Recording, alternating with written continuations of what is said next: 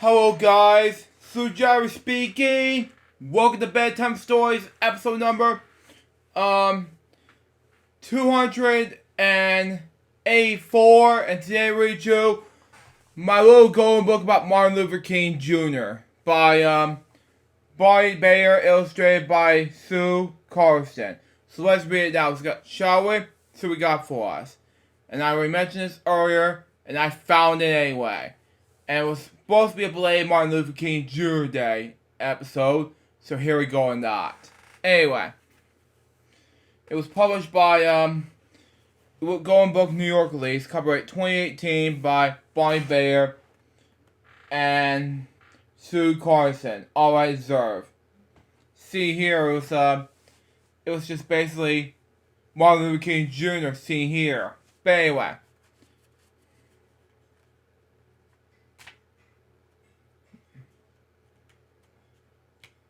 Here's one.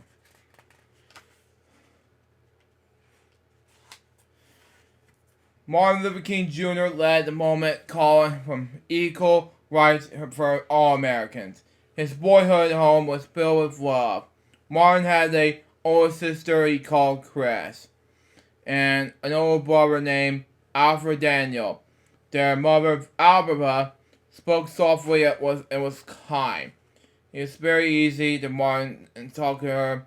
Martin's father, Martin Sr., was a very large man with a booming voice. He was a minister of the Emerson Baptist Church in Atlanta, Georgia. See here, it was Martin Luther King Jr., so there you go on that. It was basically a good idea for words like this, but it was basically a good idea for good words like that. But there you go on that. Next page. The church was filled with song. Martin loved music and sang in the church choir.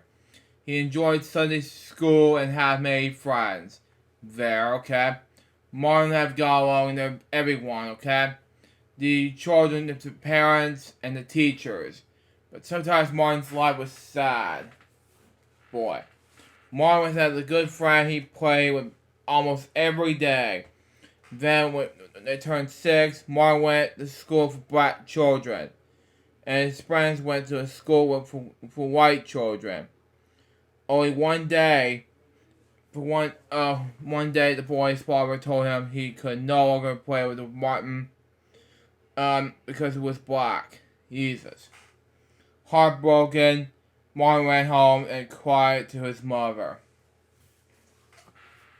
Wow. So heartbreaking, by the way, so it was not fair to anybody else, so there you go on that. Next page. Anyway, that night at dinner, Martin's parents told him it was his duty as a Christian to love everyone, even when he was angry at them. Unfair for everybody. Martin's mother also said that he should always feel a sense of some bondness, how we pronounce it. Okay? That it was important, even though the outside world was telling him he was not, simply because of his skin color. Even though that would have been racist, but I'm not going to say it anyway. So, there you go, even though it makes sense to me in any way. Martin Sr. and the wife and 3 children. Even though it makes sense to anybody. You know, that's just me. Next page. Anyway.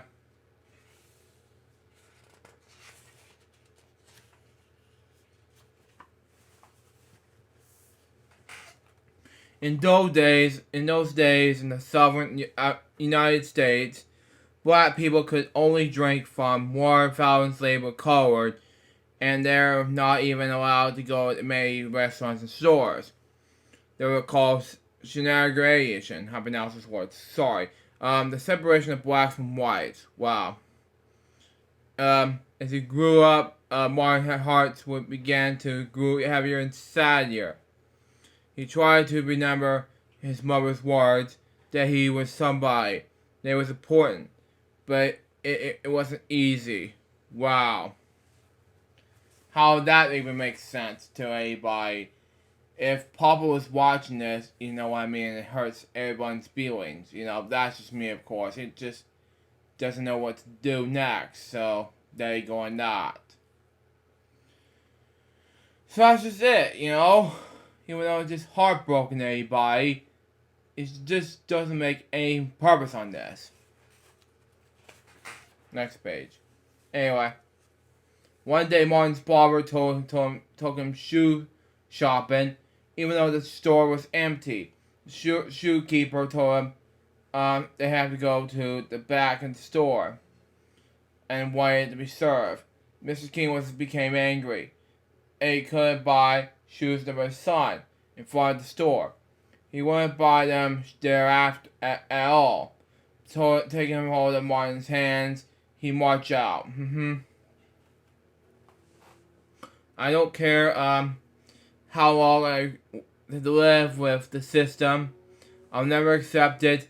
He said Martin would grow up feeling the same way as his father. So yeah, even though that makes a whole lot of sense between Martin and his father, it just terrifies me the most. So there you go. Next page. Anyway.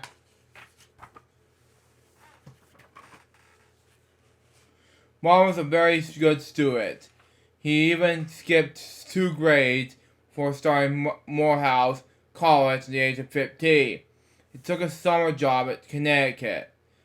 Things were different there for black people. Wow. In the North, black and white children went to the same schools.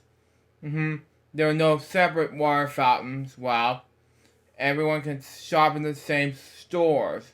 Wow. Martin Luther King Jr. had a dream. He dreamed that these things could happen in the South as well. When there's a way that he could help people change the laws to make their dreams come true, well, we'll see what happens, Martin. You know, it hasn't make sense to me in any way. So there you go, even though you're just a kid in heart, so there you go. Next page. Anyway, Martin decided to spend his life helping black people. He thought perhaps if he became minister, he could reach people with his words. So he became an assistant minister at his father's church. Went to the cemetery. Later, Martin entered Boston University. There he met Carter Scott, who was studying to be a singer. On their first date, they talked out how hard it would be to be a black in the United States. They talk about how people could live together in peace instead. After only 1 hour, Martin was sure how to be married Coretta one day, and he did.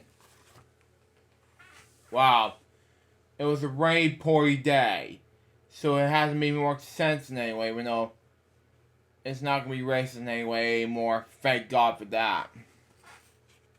Next page. Anyway, after Martin and Coretta got married, they arrived in the church in Montgomery, Alabama. The church leaders invited Martin to give a sermon there. If he did get a good job, they would make him a minister. On the clear winter day, Martin drove from Boston to Montgomery, Alabama. He knew his words had to come from his heart. He knew he could help people find strength to live out their faith. And Martin got the job. Wow. Should believe it makes sense. So, there you go, Martin. So, you have to make more sense even though it's the United States stuff for all of us. So, there you go on that. Rogers Mitchell, for you, buddy. Next page. Anyway, with his words, Martin told church members to go out and vote. Vote was one that made to change unfair laws against black people. And if you watch this, Mitchell, again, this is for you. With his words, Martin helped organize protests. He told black people not to ride the buses in Alabama. Martin and others didn't think it was fair for black people to be forced to be riding the back. There was silence. Mine was made up of sad and white only lunch counters. Well, to me, Martin Luther King Jr. is a great guy. I have to agree with Martin one bit. Just made more clear and everything. So, there you go. Next page. One summer day, thousands of people traveled to Washington, D.C. for the March of Washington for jobs and freedom. Martin was the last to speak that day. I have a dream, his voice boomed, that my 4 little children will one day live in a nation where they will not be judged by the color of their skin, but by the content of their character. As I mentioned on my Friday show, it was a good idea. So, there you go, Martin. So, for Rogers Mitchell, it's for you, buddy. And we got 3 more pages left. Thousands of people share Martin's dream. Hand in hand, they walk through quiet valleys, over steep hills, along busy highways, their hearts filled with hopes for equally. Martin won important awards for his work. Sadly, he did not live to see all of his dreams come true. But he did see the day when laws were changed so that Americans of all colors were allowed to go to school together. Thank you. Sit together in restaurants and shop in the same stores. It's all thanks to this one man on this earth, Martin Luther King Jr. And I had to thank him for that. And sometime pretty soon, I have to read you Abby Yo-Yo. And this part of this may become true for you. Each day, people honor him to visit his memorial statue in Washington, D.C. Martin Luther King Jr. will be forever remembered as a leader who fought for equal rights and freedom for all. In many places around the world, the fight continues and modern worlds and dreams live on. And that will be much it for Martin Luther King Jr. on this very special holiday that's supposed to happen on the 16th, which I'm dear for the holiday season. I'm taping this on the 28th, and I was originally going to do this on the 26th. And unfortunately, that never happened. So that was my little golden book about Martin Luther King Jr. What I think about this book, I think it was amazing. So far, this book was a success. And that was Bedtime Stories episode number 284. Hope you enjoy it. Stay tuned. Next one's going to be for real this time, The Prince and the Pauper Chick-fil-A edition. This is a Chick-fil-A Growing for Kids Inside Out book, which I'm not a huge fan of Chick-fil-A.